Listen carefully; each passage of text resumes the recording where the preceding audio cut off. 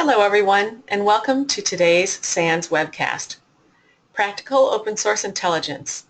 6 tips for starting an effective investigation. My name is Carol Auth of the SANS Institute, and I will be moderating today's webcast. Today's featured speaker is Micah Hoffman, Certified SANS Instructor. If during the webcast you have any questions for Micah, please enter them into the questions window located on the GoToWebinar interface. We will be answering them during the Q&A session at the end of the presentation. And with that, I'd like to hand the webcast over to Micah. Thanks very much, Carol. Hi, everybody. Welcome. Thanks for spending an hour of your time on a Thursday with me. I appreciate your attendance. As you can see, my information is up there on the title slide. I am Micah Hoffman, as Carol mentioned. I have 2 different Twitter accounts because, well, why not? And I do teach the SANS Sec 542 web application hacking class. If you're interested in taking a web app hacking class, I teach them in Vegas coming up next month, and Baltimore and a couple of other places throughout the year. With that, let's go ahead and get into our content and talk a little bit about open source intelligence. Now, I figured we'd start off with an example here. Now, this is fictional, so stay with me, all right? So everybody's been there, I think. It's 5 o'clock, almost 5 o'clock on a Friday afternoon. You're just looking around. The office is kind of emptying out. You're just wrapping up just maybe one last final email, just typing a couple of things in there, and sure enough, what happens? Here comes your boss. He's walking around the corner, he's making eye contact with you, he sees you, you look at him and make eye contact. There's the first mistake. So, boss comes up to you and says, yeah, you know what, our company has been hacked. This stuff always happens on Fridays for some reason. Your boss says, well, listen, you know, the attacker, he stole all of our emails, and I know that you do that Googling and that OSINT stuff, that open source intelligence gathering. So can you find them? Because look, we have this email that they sent us, and it kind of threatens that if we don't pay them, they're going to release all of our emails in like a public dump. So this is the email, and your boss shows it to you, and looking at it, all right, from an open source intelligence perspective, there's some things in here that we could use. Yeah, we could start on that. Now, boss is really looking over your shoulder, so you take the 2 pieces of information that's very solid in this. That would be the hacker name, Rosebud, and there's an email address too, rosebud@outlook.com. Now, you want to get out of there. You want to start your weekend. So you go ahead, go to Google. You type in Google Rosebud, and you just go ahead and hit enter. This screen here shows some of the results that you get. Now, there's only 9 results.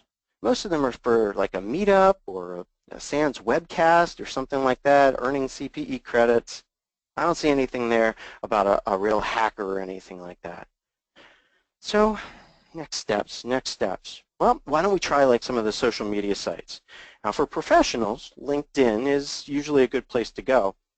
And it happens that there is a person on LinkedIn named Rosebud.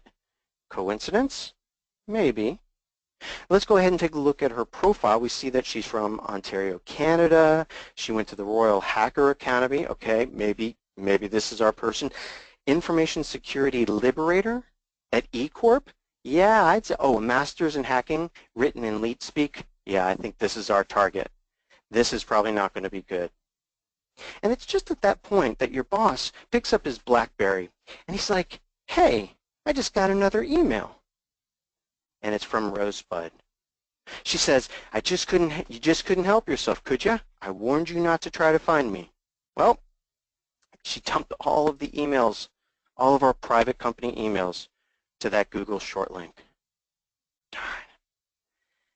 That is going to ruin my weekend. And it'll probably ruin yours too, right? Because now we're in incident response mode, we're notifying shareholders or other people, we're trying to work to get the information back. And in general, it just kind of makes us sad that we failed our open source intelligence. Whatever happened triggered Rosebud to understand that we were doing some research on her. With failure comes opportunity, opportunity to do it better the next time. And so what we're going to do is take a look at what happened, where some of the failures were, and how to prevent them in the future. We'll do kind of a cyber event post-mortem. So let's take a look. Now, Rosebud somehow got notified through something that we did that we were doing open source intelligence on her. Let's take a look at the steps that we went through. First, the boss ruined my weekend. Okay, we got that. Probably not in there anything. I Googled her name, Rosebud. Maybe there's something going on there, but no results that would be hackerish kind of came back. I queried a social media site, LinkedIn. Yeah, found a profile that I think is hers. Well, maybe that's it. And then she sent that new email. In this case, LinkedIn was probably the one that triggered her, her knowledge that we were doing open source intelligence. And one of the things that we have to understand as open source intelligence practitioners is what are all of the different ways that websites send data to the people that we're researching? What are the different ways that they might alert them that somebody's looking them up? If you ever use LinkedIn, you'll recognize a screen similar to this. This is logged into as Rosebud. This is her profile page, and after I visited her page, this is what she saw. One person viewed your profile in the past 90 days. Now, if I was actually logged into LinkedIn in my browser as myself, which I was, this is what Rosebud would see on her page. Micah Hoffman, instructor and offensive InfoSec manager, and he visited her profile today. Well, taking that information and visiting my profile further, they could see what company I worked for, put one and one together that I was actually doing some of the research, and then she would go ahead and dump all the information to the internet. So it's pretty simple the way that she found us out. With open source intelligence, though, the information that we're gathering is not just LinkedIn and social media things. There's other parts. There's gathering images and videos or text. Heck, depending upon what you're looking for, you might be doing open source intelligence or threat intelligence using IP addresses and domain names, or even MD5 hashes of certain things. In general, our targets in this case, and pretty much for the rest of our discussion today, will be more focused on the people aspect of it. Who is this person and what are they doing? So this slide here is the title of the presentation. How do we set up ourselves to do an effective open source intelligence investigation? And here are my 6 tips. This is before you even start your investigation. 1, you have to have a solid process. You have to have something that is reliable, can be executed by multiple people if you're running on a team, and works time after time after time. 2, we're going to look at requirements. We need to gather the right requirements from the right people, understand what people want, and help them understand what's possible, making sure that all of these are clear. The next thing is we need to think about is where we're located. Where are the systems that we're going to be doing this open source intelligence gathering from? Because that's going to play a big role in how covert or how overt our traffic is. Next thing we need to think about is our system, the open source platform that we're going to be using to perform our reconnaissance from. It should be a clean system, meaning it should not have any artifacts or anything left over from a previous assessment or even anything personal, such as when I was logged into LinkedIn and I visited the profile for Rosebud. That ties into the next one, the personal accounts. We'll talk about all the different ways that personal accounts can come into play when you're doing open source intelligence gathering, some that you might not expect as well. The last thing that we need to talk about is documentation. Now, I'm a web application pen tester. As I mentioned before, I teach that class for SANS. And one of the things I dislike most is documentation. I like getting in there. I like hacking. I like finding things. In open source intelligence gathering, I love the puzzle of finding information about the target. Recording things sometimes gets in the way. I'm going to show you some ways that we can document while you're working through the process of your open source intelligence. So let's take a look at some of these. The first tip is follow the reliable process. If you don't follow a process and plan ahead, then the results can end up to be quite dramatic and wrong. Or worse, as we saw in the fictional example I started this out with, they can actually lead to data dumps or further compromise or publicity that was unwanted for your corporation or your customer. The processes that I'm talking about are setting up almost a checklist of what you're going to be doing and how and from what perspective. Many people think that going through a process like this, a checklist if you will, or having those sources pre-identified, that's going to slow them down. But in reality, if we plan ahead, we can use the framework that we create in creating this process to jump to the important pieces and still stay within the scope of our framework. Now, if you don't know what I'm talking about, there's a couple of great resources out there to help you with your open source intelligence gathering. The first is a GitHub project. It's by Justin Nordin. He's at jnordin on Twitter, and it's at osintframework.com.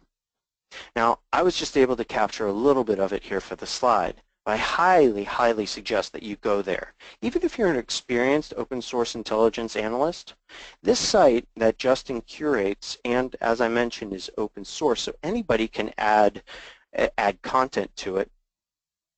It's a great resource when you first start up, when you first visit the page. It shows you if you have an IP address, here's some places that you might want to check, or here's some things that you might want to do to get more information about that IP address. You're looking for an email address? Well, he's got that in there too. And each one of these items, these entries, when you click on them, either launches you to a different site like namecheck or usernamecheck.coms, or it will go ahead and launch child entries to further help you navigate through the OSINT framework that he's created. It's an excellent resource, and Justin could absolutely use some help too. So if you're interested in participating in a very good quality, highly maintained project, this is a good one for you. But let's say that your organization has their own special sauce.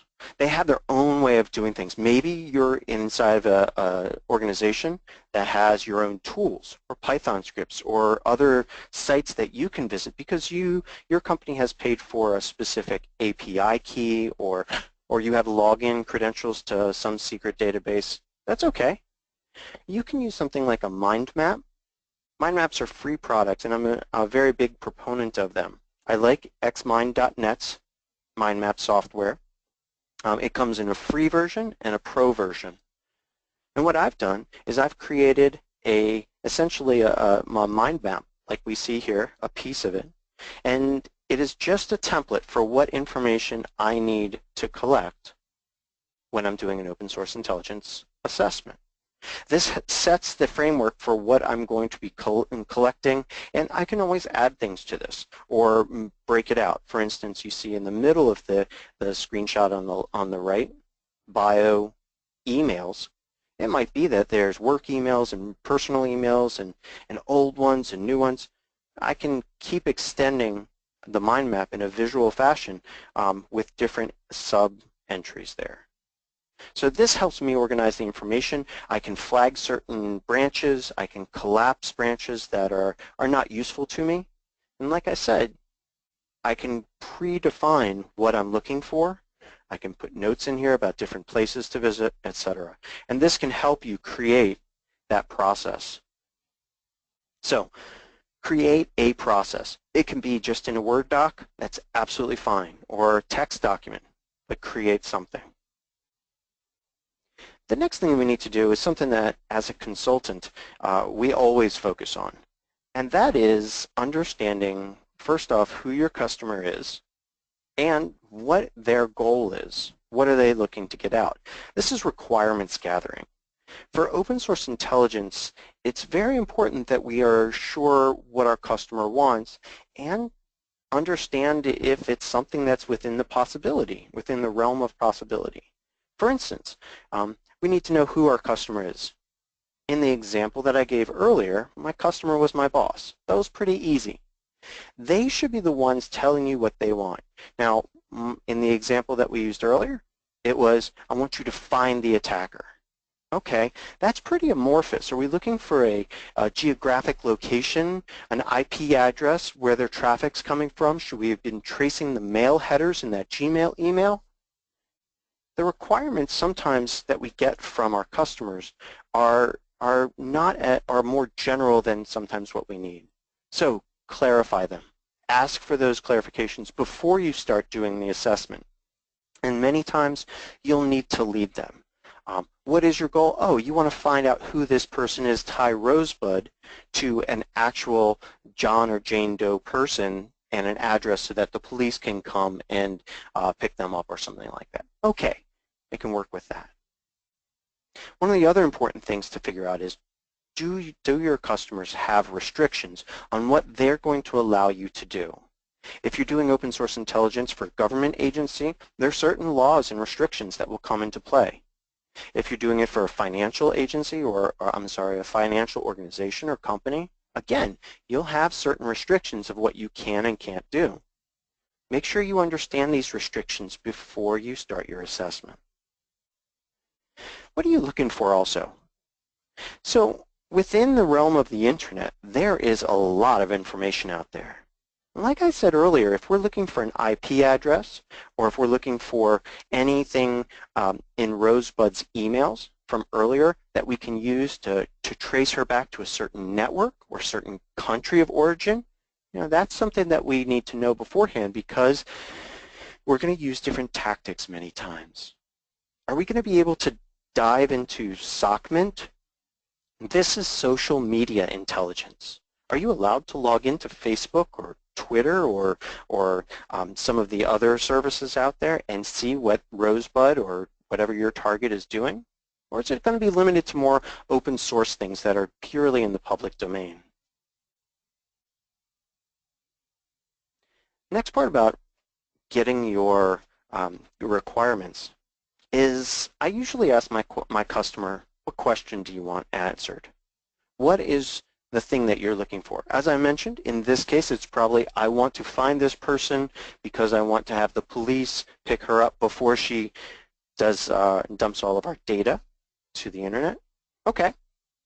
Now, my boss in this fictional case mentioned that it needed to be done right now. There was a time frame on there. There's a lot of pressure. So sometimes we need to talk to our customer and counsel them about what is realistic within the course of our assessments. Many times you'll have time constraints, cost constraints, or even covertness.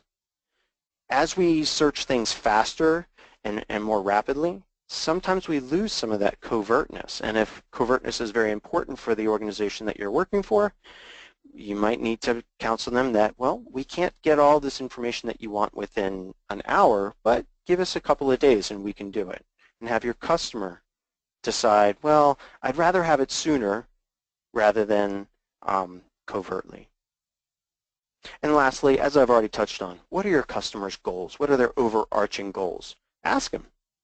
Are you looking to just attribute this activity to a certain country or a certain threat actor? Are you looking to actually gather information to one day maybe prosecute this person or this group? All of that information will color your investigation. So having it at the beginning is very important. Moving on to the next tip, we have to think about the network traffic.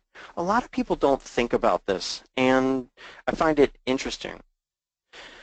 We need to think about our network address for a number of different reasons. Sometimes open source intelligence analysts work from home. They work remotely in different countries around the world. They might work in a certain office building, or they might use a cloud or proxy server to send their traffic to different websites. And each one of these has advantages and different advantages and disadvantages. Some of the disadvantages, as some of you will know, many of the tools that we use, aside from Google, may phone home. If you use a certain open source tool, it may look and check for updates. And if you're using it from inside that super secret government organization on that less attrib line, you'll want to know that this tool is telling somebody out there in the world that you're using their tool. It might even share some of the information like, oh, hey, they're using this tool at this IP address and they're searching for these keywords. That might not be something that you want to share or that your customer wants you to share. Next thing we need to think about is, will we be alerting our target if we're doing searches from a certain location? Take, for example, the DNS example on the right of this slide. Let's say that I find in some traffic or some website the domain name i_am_an.osint.ninja. Now I'm going to go ahead and from my low attrib system, from my system out there in the cloud maybe, I'm going to do a dig on this and pull the whois data. What will happen is my server out there in the cloud will ask my local DNS server, hey, what is the IP address associated with this domain? Now, my DNS server's never seen that domain before, so it's going to query another DNS server and another DNS server, and eventually it will get over to the attacker's organization, to their DNS server. And that DNS server will say, oh, here's my IP address. And you can probably see what the problem here is that if the attacker owns that DNS server or has access to the logs, they'll see that somebody at this time, date and time, is looking up that custom domain name that they just created for you. Sometimes custom domain names can provide us problems because just by doing research on them, we give away that we're doing that research, and it blows our covertness. The last thing is actually a quite funny one. It's IP shunning. Some of the tools and systems that we visit, or some of the tools that we run in systems that we visit, actually will block access from certain systems. I have a cloud instance that I use out there on the internet for some of my research to kind of maintain a little distance from when I'm doing OSINT investigations. And when that cloud instance from that IP hits certain websites, the website says, oh, you're not allowed to hit us from the cloud. And they actually block my access to the resources. Moreover, there are some tools that if you run them locally from within your organization, they might make so many requests to a website that that website would block your IP address. As you can kind of think of, if you're within your organization or within your customer's organization even, and all of their internal traffic focuses through one web gateway, maybe a Blue Coat device or something like that, and so the internet sees that one IP address as the entire organization. If your IP address gets blocked on that destination website, then effectively the entire organization gets blocked. I experienced that one time. Somebody within an organization I was working with, they decided to run some scanning tool that did massive amounts of lookups against Google. And it was cool until our entire enterprise got blocked from Google for about 15 minutes. So think about where you're coming from. The next thing we want to think about is starting from a clean system. Now, I don't mean that you have to have a virtual machine that you revert back to every single time you want to do an open source intelligence investigation. Although that's pretty darn clean if you think about it, where it removes all of the other artifacts from every other assessment that you've done. When we visit web pages, images are stored in our cache. Things that we're looking up may be cached by our browsers. All of these things stay resident in our systems.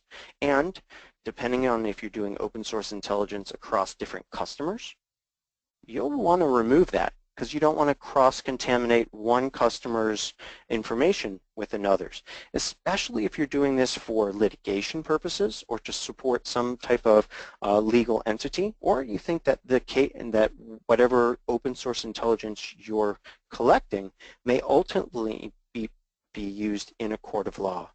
I want to make sure that there is no possible way, or at least the smallest amount possible, risk that something else from a previous assessment could tamper or contaminate your current assessment. So if you can't revert an entire system, if you can't just use a previous snapshot of a virtual machine, if you don't have a script that wipes out all of your temp spaces in your caches, at the very, very least, go ahead and create different profiles within the web browsers that you use. Most of the modern browsers like Firefox and Chrome allow you to create different profiles. And those profiles, as you can see on the right-hand side of the picture here, in Google Chrome, I have one profile for me personally. And you can even see some of the different add-ons or extensions that I have there in that profile. That's the profile I use for when I'm using my Gmail or my Facebook or my other just general surfing around the web and doing things like that. When I'm doing OSINT, I might launch my OSINT profile, which has a different set of extensions. These extensions are helpful to me, and we'll pick on one or two of those as we go through the rest of the presentation. But these are the extensions that are helpful to me as an OSINT investigator. Okay? The last thing we need to think about is what are your customers' wishes? So let's say even that you're working internally for an organization, you're doing open source intelligence on people that are going to be hired for your organization. You're keyed into employee relations or HR or something like that, and they give you full permission to do these. You need to have a process, or you may need to have a process, for what to do with each assessment data after you're done with it. Do you archive it onto a central server? Do you keep it on your box in case you need to update it? Have that built into your process, your overall OSINT process, and make sure that you understand it before you do 2, 3, 20, 40 different OSINT investigations. Tip number 5, limit the use of personal accounts. Now, our systems nowadays are computers, whether it's Windows 10 or whether it's something else like Firefox or Google Chrome. Many of our tools want to connect to the internet to share settings across multiple browsers, to check on our tools and to make sure that they're updated, to see what other type of relationships we can find, to share information about what sites you're doing, things like tracking cookies and ads across multiple sites. So one of the things that's very, very important is that you limit, to the degree that your customer and your organization allow, the use of your personal accounts in your searches. And what I mean here is if I am going to be looking up somebody on Facebook and I'm logged into Facebook as me, Micah Hoffman, Facebook keeps track that Micah Hoffman went and looked up that profile or these terms. Same thing with Google. If we want to truly remove ourselves and create that layer of anonymity between the work that we're doing and our targets, then we need to either not log into different services, have generic accounts that we use that maybe our organization uses, or do something called creating sock puppets. But we do need to make sure that we don't use our personal accounts. And this may mean that when you're doing OSINT, you log out of syncing your settings with Firefox. You log out of syncing your Google Chrome settings. It's something that you need to weigh, a risk you need to weigh for your organization. Okay? So when we do some of our searches, an option to keep our anonymity is to create what are called sock puppet accounts. Sock puppets are just like what we see here. It looks like a puppet, and really I control it. So I'm controlling another account. So instead of me searching as Micah Hoffman, I might create a fake account on LinkedIn or Facebook or some other system. Create that account as maybe a recruiter on LinkedIn. Those people are all over the place, and it's very common to have a recruiter check your profile. If I'm looking at my profile right now on LinkedIn and I see that, oh, John Doe, recruiter from XYZ Corp, looked at my profile, well, that's a lot less suspicious than Micah Hoffman, OSINT investigator, looked at my profile. So what we do sometimes, and again, this is if your organization and your customer will allow you, is we can create and maintain these false accounts on the sites that we need to visit and we need to scrape data from. Some cautions here that creating sock puppets on some systems does violate the terms of service, meaning that you are breaking the rules for using that website or that service, and your account could get deleted or worse throughout your assessment. So you may need to create multiple sock puppet accounts or use a different method to get data off of that system. Some things you have to think about when dealing with sock puppets is, well, how are you going to backstop them? Just creating a person out of thin air is not something that's going to be supportable in the long run. Places like social media sites like Facebook and VK.com and other sites, they are doing more and more things in order to prevent people from just creating an account. One of the things that they've started doing is asking for a phone number. Hey, we'll send you a text message when you create a new account. Go ahead and give us a cell phone number or some other number. If you try to get around that by using the free one-time VoIP phone numbers that are on the internet, well, those sites actually won't let you anymore. They recognize those numbers. So it's kind of a game of cat and mouse sometimes, and you might need to buy a burner phone or use some other type of system in order to fully create accounts. There's a good website, and I'm sorry for not putting it in here. If you do need to create a fake profile, it's called Fake Name Generator. And you type in what type of a person you want, what age range or nationality you want, and it will randomly create a wonderful false persona for you to use to populate some site or to use in your investigation. Fake Name Generator. The other thing that you have to think about with sock puppets is, are you going to actually do some activity to make it look like this is not just a fake account? If I have a LinkedIn account that is connected to nobody, but I see that if I'm LinkedIn, I see that an account is querying a lot of other people in other organizations, but is not connecting to anybody, that could be suspicious. A Facebook account that has 0 friends and 0 connections, but likes a whole bunch of different pages, that could be suspicious too. And each of these social media companies has algorithms and methods to determine, hey, this is probably a fake account, and they will suspend your accounts. So you need to think about if somebody on your team or yourself are going to maintain these accounts by posting false information or maintaining the persona of this person. And you also need to choose which sites you do this on.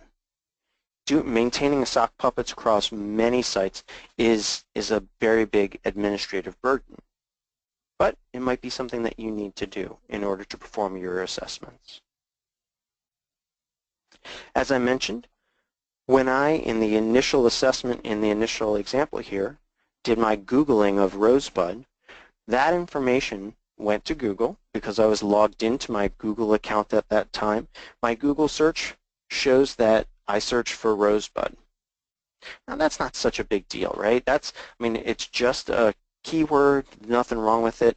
The thing that we have to realize is that over the course of an open source intelligence assessment, we may be searching for some interesting terms or for some interesting websites, whether they're sexual in nature or whether they're dating or whether they're things outside the country.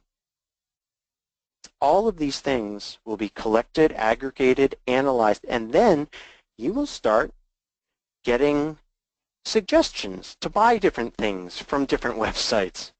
So if you are searching on Facebook for Rosebud, then you might, next time you log into your Amazon account, if all of these accounts are linked together, you might start seeing, hey, we recommend you buy this sled or the snowman stuff, or hey, how about Citizen Kane on DVD? Because these sites talk to each other. Amazon talks to Facebook, talks to Google. We need to protect ourselves. So this is another reason why we say make sure you have a separate account.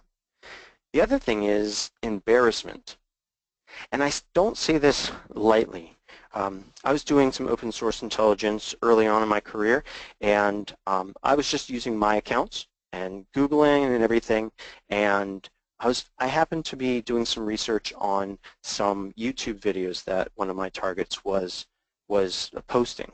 And the YouTube videos had some interesting connections, and anyway, that investigation wrapped up. Everything was fine. About a month later, I wanted to show my kids this really cool video of these cats and puppies, and it was so cool. And so I pulled up just youtube.com, and YouTube remembered those weird sites that I was looking at for the investigation. And my kids got an eye full of things that they shouldn't have. So I'm warning you from personal experience. Make sure that you are either logged out of your personal accounts or you're using some other account to do your investigation. The next thing is that document everything piece. That, you know, I can say it, but when you get caught up in the puzzle of open source intelligence, and I can remember times when I've been on investigation and I'm copying every single URL down and I'm pasting it into my little notepad document, and then I find something, and then that leads to something else, and that leads to something else, and oh, I have a PDF over here that has a picture in it, and that picture over here leads to this, and bam, I have the exact information that my customer wanted, but I have no idea how I got there, and I don't have a trace of it. I don't have what led me to what thing. And sometimes it's not the destination that matters with open source intelligence, it's how you got access to it. What are the pieces that you connected as the open source intelligence investigator? What are the pieces that you connected in order to reach the destination? Sometimes just as important as the end result. Now, as an OSINT investigator, one of the things I've found is that information, while it is permanent, and I'm using air quotes here, on the internet, in that somewhere someone always keeps a record of what's happening on the internet, some of the data is transient or might be alterable. You ever go to a Wikipedia page one day and then go back another day and it's different? Well, yeah, that data can be edited, and so can some of the data that your targets or their spouses and their family are writing on their social media profiles. Something that's there one day may not be there the next day, and if you saw it, you need to capture that. And when I say capture it, I mean not only the URL, what the content was, but screenshots, other things like that, in order to show your customer, hey, this is what was actually said on this date, at this time, in this location. And it's tedious. It really is. But I've been on many engagements, and including web application assessments. If you're testing a web app and you have a SQL injection vulnerability, you document it right then and there, because as you're working on it, somebody might be looking at the logs, or you might eventually trigger the web application firewall to block your IP address, and then the vulnerability is still there, but you can't get access to it in order to do that screenshot that you were going to do it after you had fully exploited it. So documenting along the way is very important. As far as I'm concerned, there's about 4 different classes of documentation tools. There are things like visualizers. Now, these visualizers are tools that take data, usually large data sets. So think about this. If I am on Facebook and I'm connected to 327 other people, well, it would create me as an object, and then it would link me to those 327 other people. Now, one of the cool things about that is that it can also link those other people to the other people in my group that are connected. So if my mother and my father are friends on Facebook, or my brother and my cousin are friends on Facebook, it'll show those links. Those present very good or very compelling diagrams and images in reports showing groups of people that are connected, whether you're researching gangs or crime activity or just trying to understand what people in an organism, what people are related to what people. We can see that sometimes families are very well interrelated. In fact, on some of the assessments I've been on, creating that using a visualizer, and we'll get into specific ones in just a second, using a visualizer can make it very easy to see, oh look, this is a mother and a father, here are their kids, here's their grandkids, and oh, over here we have an aunt that's related to them. You can pick out these family units very easily with visualizers. They're also good for data science if you're looking for overall trends. So those are the visualizers. Next we have note-taking apps. Now note-taking apps are meant for, wait for it, note-taking, exactly. Thank you for helping me out there. They're dedicated to recording whatever you put in there. Now, note-taking apps are cool in that some of them are text-based, so you're just typing in like a regular word processor, but many of them allow you to paste in images, attach files, and do many other things to make the data come alive a lot more, show relationships between data. We also have documenting applications. It's a special class of tools, and I know of one that's really good. We'll get to it in just a moment, but the idea here is while you're doing that, oh, I found this, and oh, I found that, within your browser, and you're following that trail of web pages to lead you to that end, what if there could be an application or an add-on that's in your browser that is taking a screenshot of every single page you visit along the way, would note what date and what time you visited that page, would allow you to do free text searching and highlight keywords along the way. It's a great tool. We'll get to the name in just a second. I love building suspense, and also we'll get to the big reveal in just a second. But it's a great tool written by another very, very good open source intelligence person.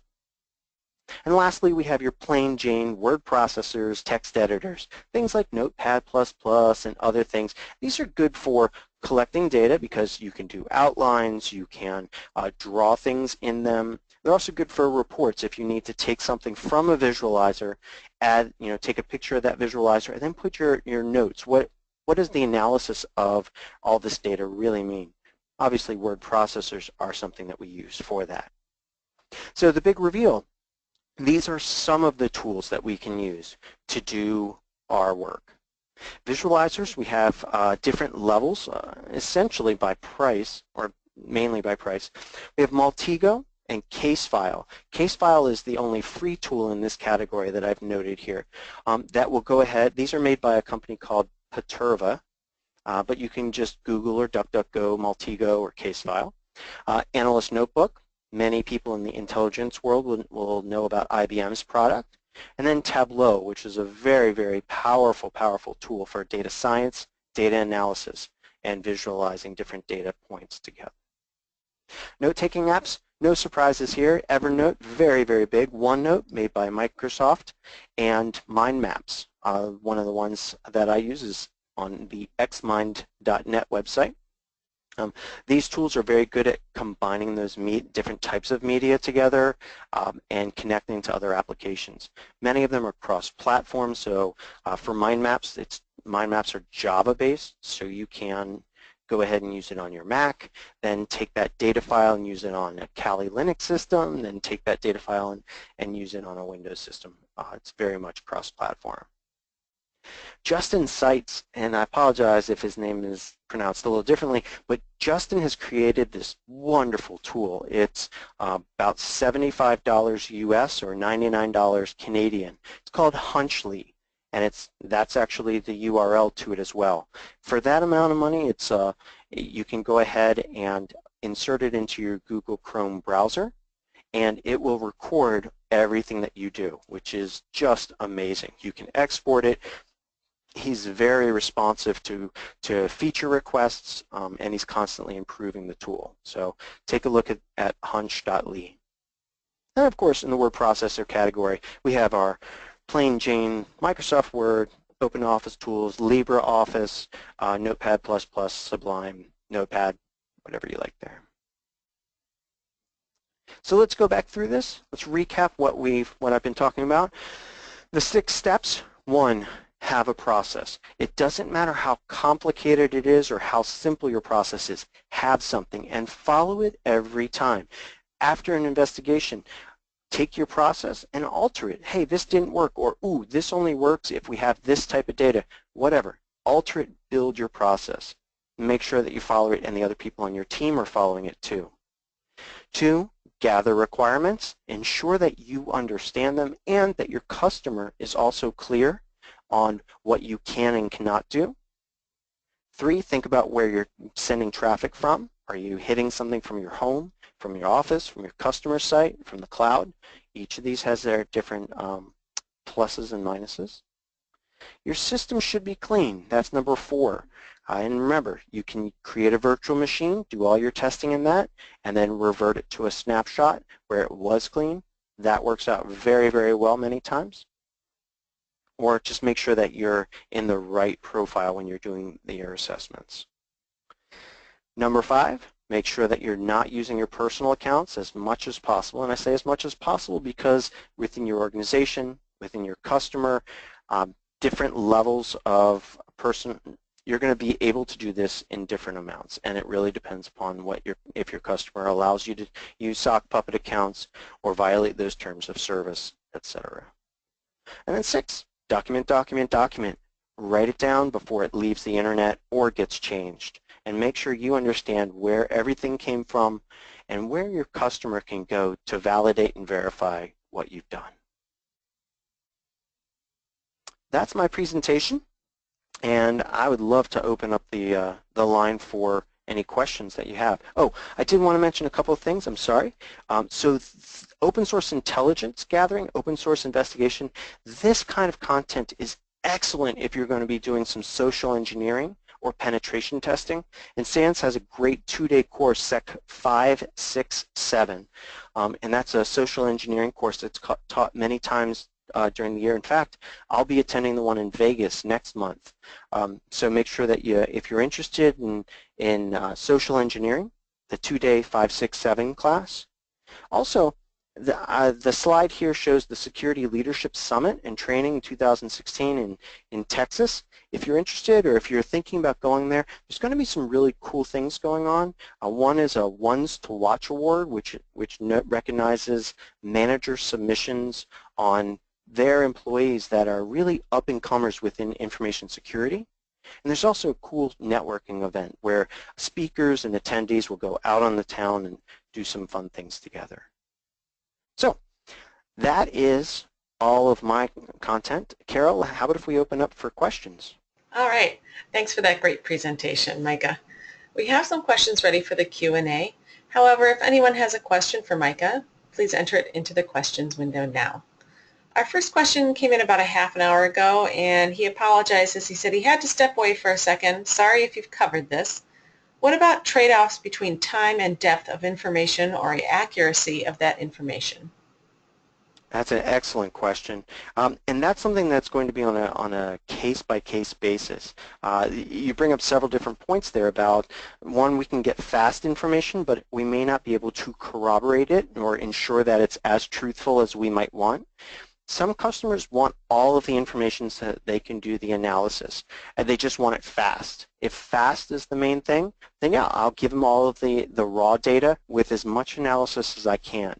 And I will note in my report, in my documentation, this is uncorroborated, or this is probably a little bit more reliable due to the source, due to other factors. I usually try to give there's a triangle of fast, cheap, or good that we use in IT. You can have 2 out of the 3. It can be fast and cheap, but it's not going to be good. You can have fast and good, but it's not going to be cheap.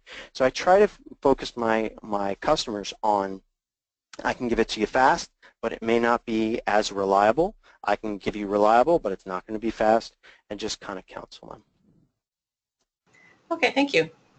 How do we compensate for techniques that could blow our covertness? That is a question that can probably be answered by many different accounts. So one, understanding what's going to blow your covertness. Before we use a tool, we investigate it. And I hate to use this tool. I love this tool, but if you use the Recon NG tool, I wrote a profiler module for the Recon NG tool by Tim Tomes. It's a great tool, does a lot of system and person reconnaissance. If you use Recon NG, by default, it will go and make outbound communications to Google Analytics, and it sends that traffic out there, notes your IP address and a specific UID, if you will, for your system, and will tell Google Analytics whenever you change to a different module. And I hate that. There is a switch that you can use, /no analytics, when you launch Recon NG to prevent that. But you have to examine every single one of your tools and all of your techniques and think about how the internet, how these systems, how your browser, at every different level, how it all fits together. And there are going to be times when covertness is not something that you can necessarily do.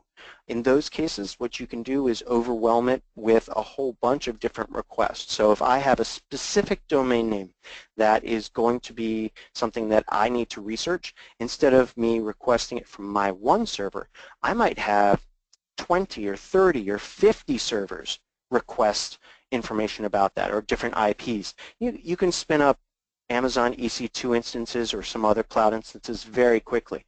Spin them up, shut them down, change their IP addresses, or just destroy them. And that way, your attacker knows that somebody's doing research, but doesn't know really anything more than that. So sometimes overwhelming them with your research can help. Okay, thank you. Any recommended live CD for OSINT, and what are some good OSINT sources?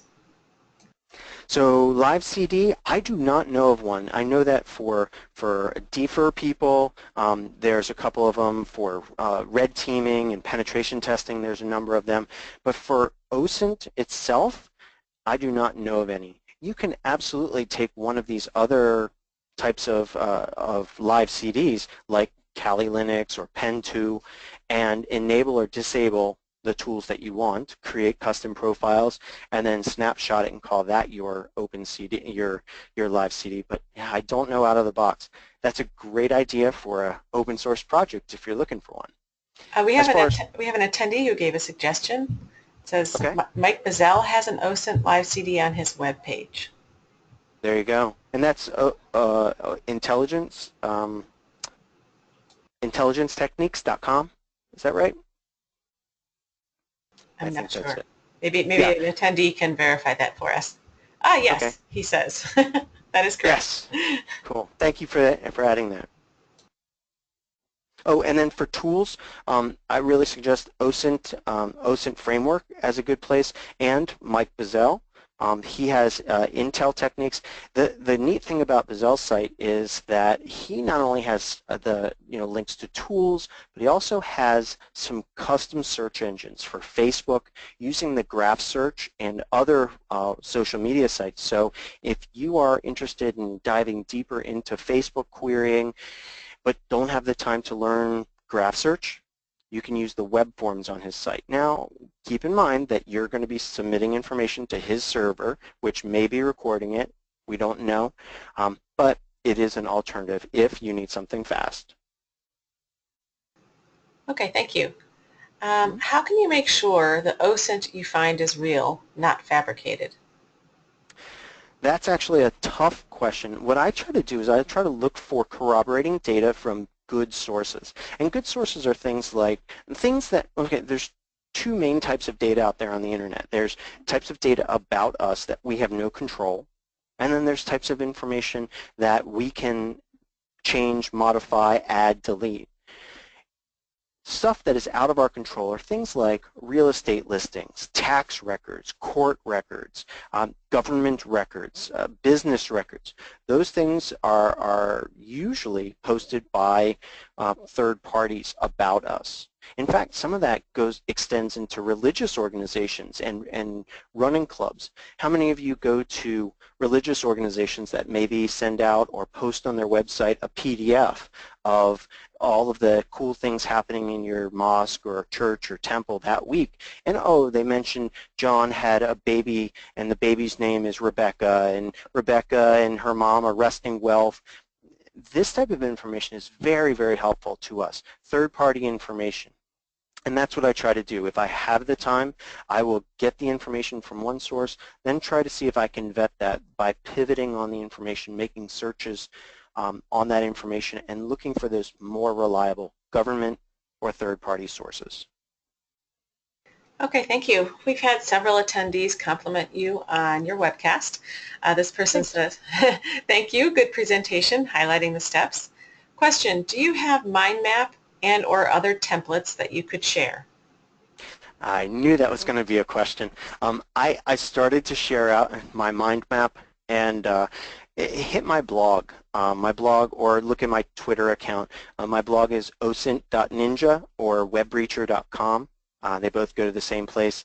Or hit me up on Twitter. I should be releasing one. I just have to sanitize it and make it look a little bit prettier in the coming days. But I will release my mind map to help you out.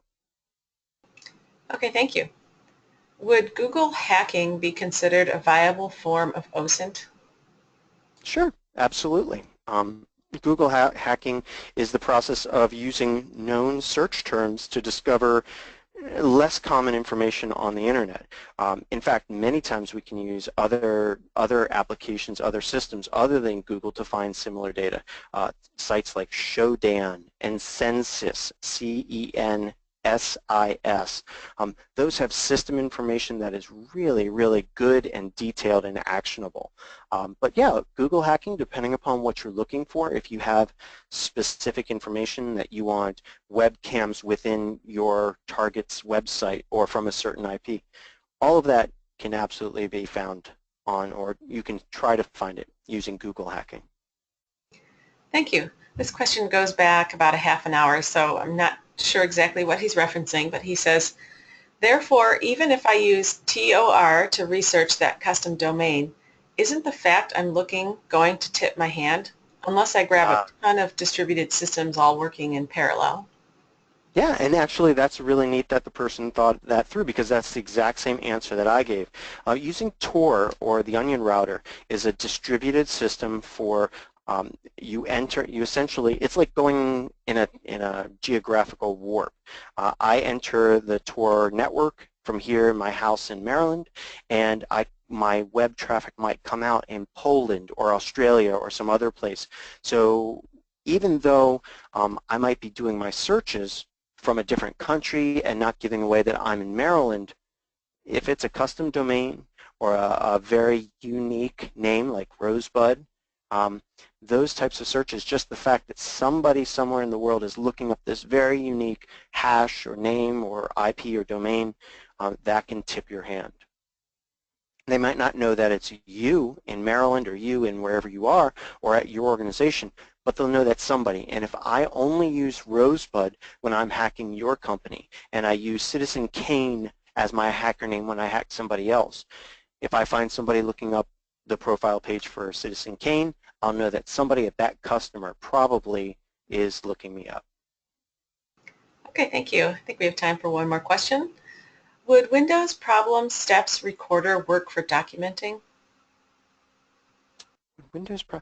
I will admit, I don't know. I don't know about, I've never used Windows Problem Steps recording, and I also don't do my OSINT from a Windows system. So that sounds like it would be a great opportunity to write a blog post or something, or an article about that. I don't know. All right, we'll try another one. I noticed you mentioned Evernote and some other services that are not stored locally, i.e. cloud. Wouldn't you recommend to also keep these accounts clean in terms of OPSEC? Absolutely, and everything that you do in your work is really a risk-based decision, right? Whether you use Evernote or OneNote, whether you store on OneDrive or store up in Evernote's cloud, or whether you use a text file on your system. Everything has their pros and their cons, and everything is a risk-based decision. If your customer or your company decides that, hey, it's too sensitive, the information that we're looking for is too sensitive to be stored in some third-party cloud instance that I have no idea where it is, don't use that product, or disable that feature. You have to decide that, and that's where knowing your tools and knowing your systems will help out. All right, well with that we are out of time. Thank you so much, Micah, for your great presentation, which helps bring this content to the SANS community. To our audience, we greatly appreciate you listening in. For a schedule of all upcoming and archived SANS webcasts, including this one, you can visit sans.org/webcasts. Until next time, take care, and we hope to have you back again for the next SANS webcast.